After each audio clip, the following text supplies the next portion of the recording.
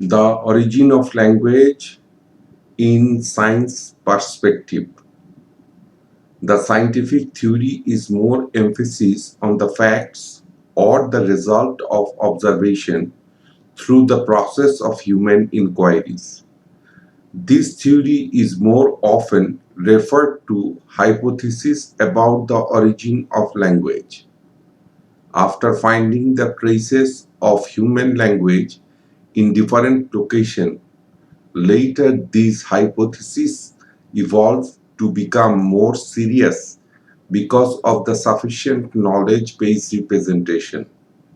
There are two increments that describe these hypotheses: the traditional approach and modern approach.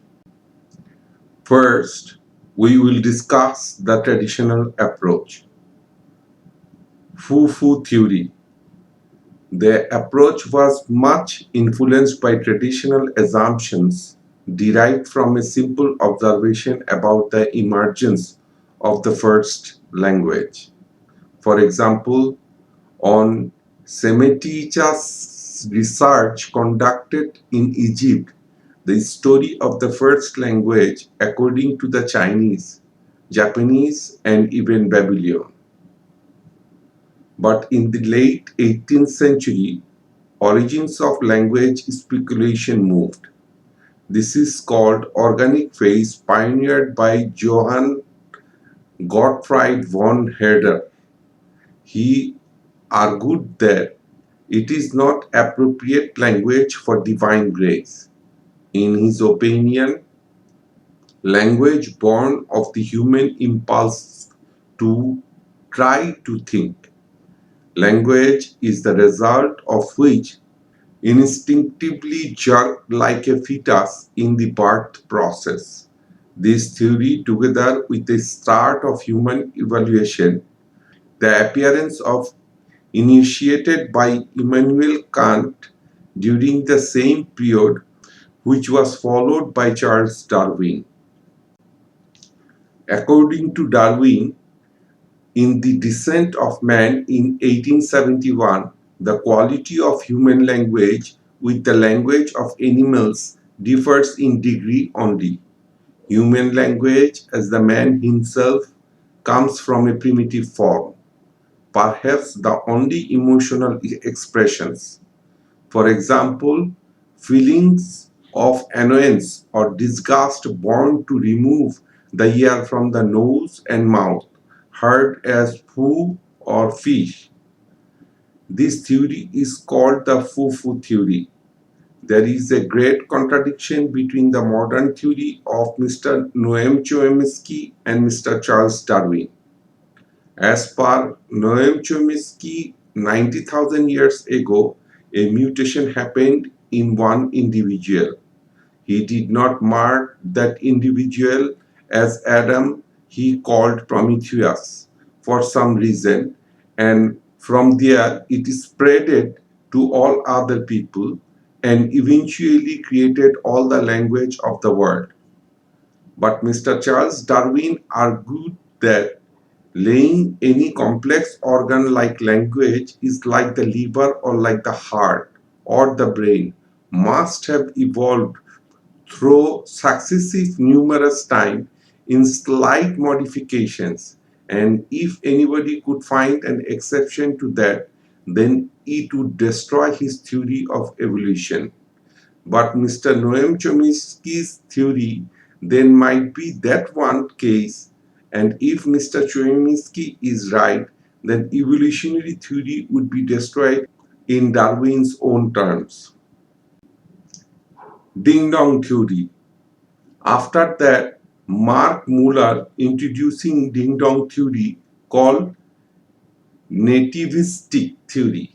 The theory is slightly in line with Socrates' proposed that the birth of scientific language.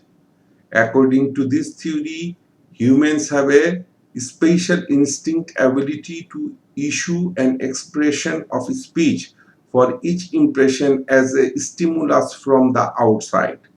The impression received through the senses, like a blow on the horn, to issue the appropriate greetings. approximately 400 basic sounds that make up the first language. As the primitives used to see a wolf, this view of the horn vibrating in him so instinctively spoken the word oof, which became wolf later. Unfortunately, Mr. Muller on his own theory was rejected at the end. Yapiho theory. Another theory is called Yapiho theory. This theory concludes that the primitive language used to work together. We are also experiencing similar work. For example, when we lifted the wood together, spontaneously out certain words because the pressure impulse muscles. Similarly, primitive people earlier times when work was, the vocal cords vibrate so they born on special remarks for each action. Utterance where then become a name for the job as heavy for lifting, rest for silent, and so on. Bo-o or onomatopoeic theory. The theory is rather endure Bo-o or onomatopoeic theory, also called echoic theory. According to this theory, the words the first time is a clone of thunder, rain, wind, rivers, ocean waves, and others. Gesture theory. Another theory is called gesture theory, saying that precedences to speech signal. Advocates of this theory shows the use of signals by various animals and also signal system used by primitive people. One example is the sign language used by Indian tribes in the North America when communicating with other tribes that do not have the same language. Another example for that actual comes from the monkey brain, and that takes us back about 30 to 40 million years in terms of a common ancestor. There is an area, a circuit in the monkey brain that is dedicated to making grasped action, such as reaching out of picking things up. It is called the mirror system because that system is active whenever the monkey reaches out for something or when it sees another animal. It maps when the monkey sees onto what the monkey can do. It is also called monkey see, monkey do circuit. Surprisingly, an equivalent circuit in the human brain is the language circuit. That is, the language area of the brain seems to have arisen from the mirror circuit in the monkey brain. This gestural theory implies that the sign language is purely gestural. It is done silently and it is done with gestures of the hands, of course, but it is also done gestures of the face. So it is a powerful argument that language at least can be purely gestural and just as effective as speech. We all know now that the sign language is linguistically sophisticated. It uses the same brain area that spoken language does. And to face the fact, in reality, there is a university in United States called Gallaudet University, which in fact uses only sign language in all its cases, and surprisingly, even when it teaches poetry. So there are forms of poetry in sign language too.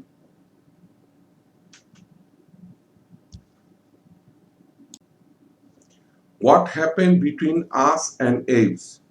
What happened between us and apes was bipedalism.